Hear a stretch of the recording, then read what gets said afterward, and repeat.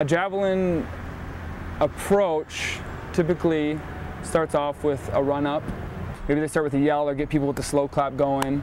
They're starting to crossovers where they're sidestepping sideways, and that's when they draw back at the javelin. Your third to last step, you jump in the air. It's called your penultimate, and it's kind of your last surge of energy. You're going into your hop, and then you plant and throw. He stands at 6'8" with blonde hair and bright blue eyes. He's a 22-year-old sophomore, and he can hurl a javelin through the air over 67 meters. Braydon Anderson came to the University of Georgia last January. As a freshman, he competed on the UGA track and field outdoor team, throwing javelin and discus. After a health scare that benched him from practice and training from January into late February, Anderson had barely any time to prepare for the season. Not to mention the fact that he'd only thrown javelin for a few months, back in 2008.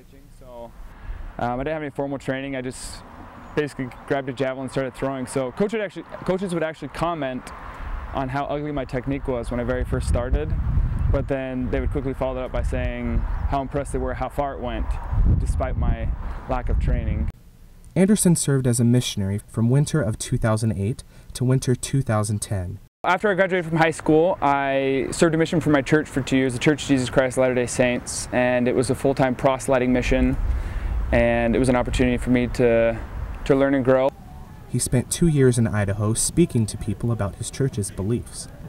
Anderson says his mission helped prepare him for the college experience by teaching him independence. When Anderson stepped on the field last spring, he ended up making it to the SEC Track and Field Championships, where he took the bronze medal in javelin. And then once I threw it, I knew it was a big throw. It felt good, but I didn't know how good it was.